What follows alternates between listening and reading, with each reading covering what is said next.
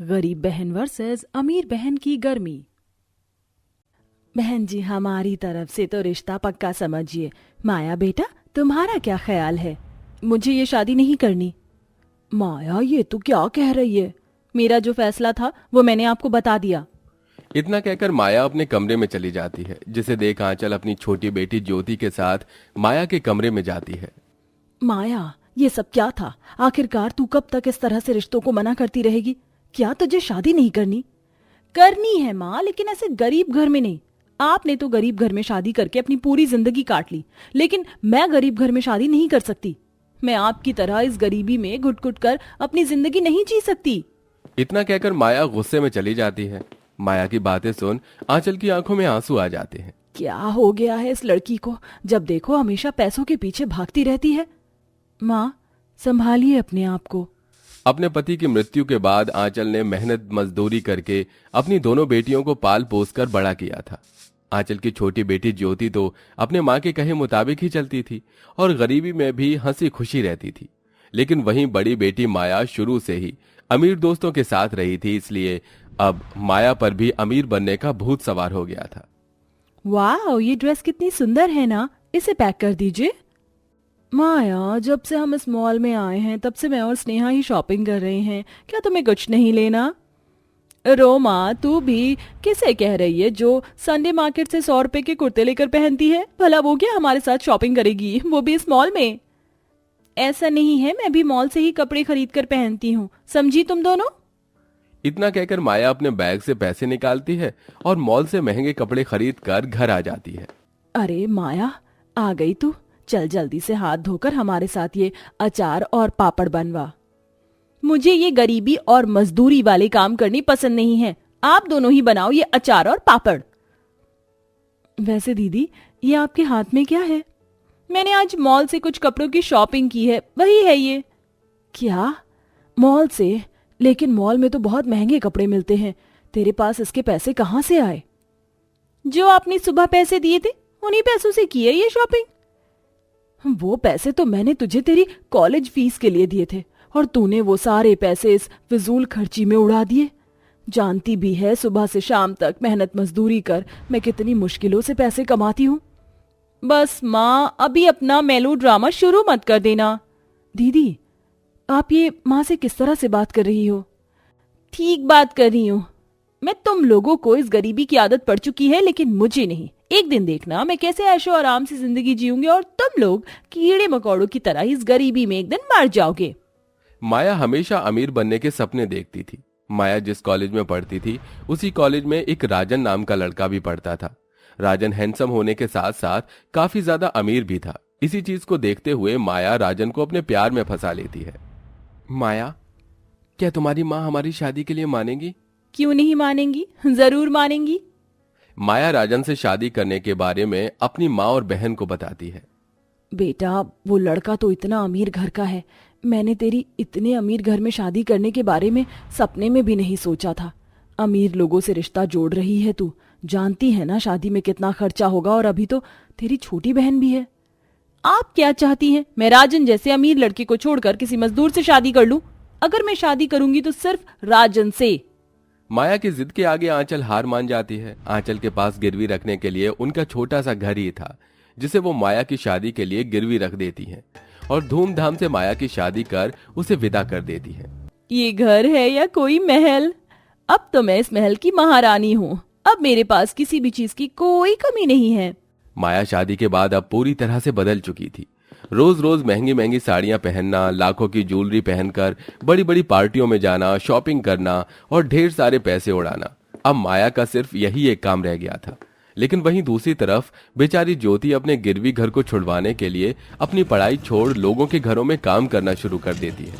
बाप रे बाप, कितनी गर्मी है। इस बार पसीने से तो मैं पूरी भीग गई। लोगों के घरों का काम खत्म करके ज्योति पैदल पैदल धूप में घर लौट रही थी। तभी उसके सामने एक बड़ी सी गाड़ी आकर रुकती है। उस गाड़ी में से कोई और नहीं बल्कि उसकी बड़ी बहन ज्योति निकलती है। ज्योति दीदी, आप कैसी हैं? शादी के बाद तो आप एक बार भी घर नहीं आई। आपको पता है मैं और माँ आपको कितना याद करते हैं। कोई बेवकूफ होगा जो महल को छोड़कर उस टूटे फूटे घर में आएगा। तुम्हें पता है मेरे ससुराल में हर एक कमरे में एसी है, नौकरों की तो लाइन ही खत्म नहीं होती।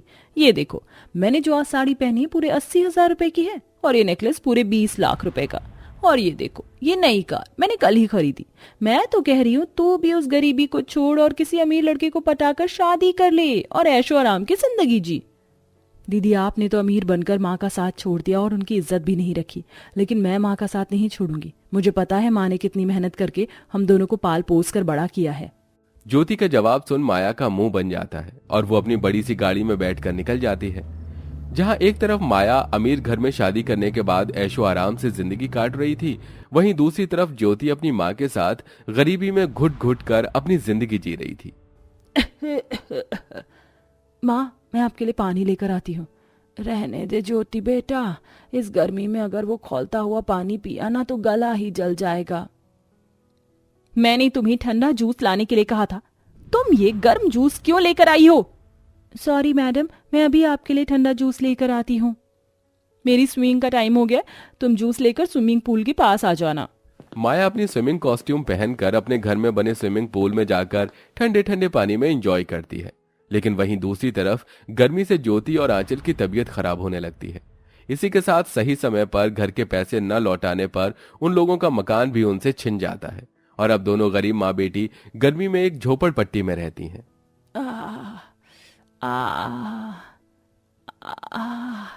इन गर्मी के दानों और चालों ने तो मेरी जान निकाल रखी दी है। अब इनकी जलन बर्दाश्त नहीं होती। मुझसे आपका दर्द देखा नहीं जाता, मैं आपकी दवाई लेकर आती हूँ।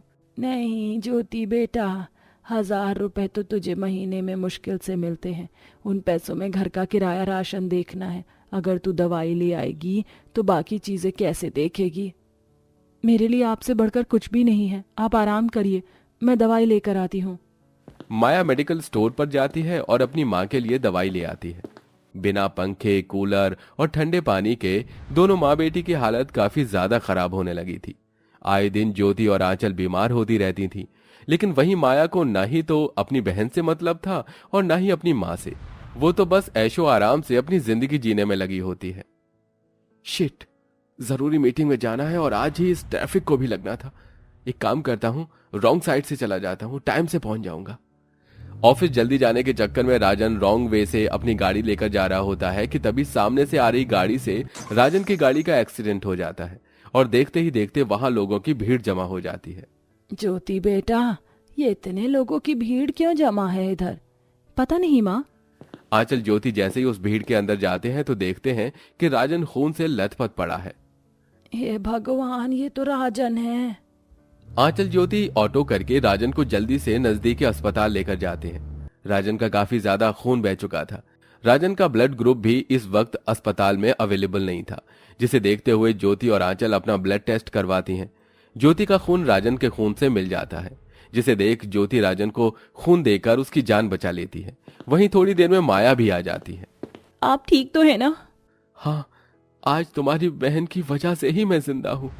राजन माया को सारी बात बताता है, जिसके बाद माया बगल वाले वार्ड में जाती है और देखती है कि गरीबी और गर्मी के चलते उसकी माँ और बहन की क्या हालत हो चुकी है।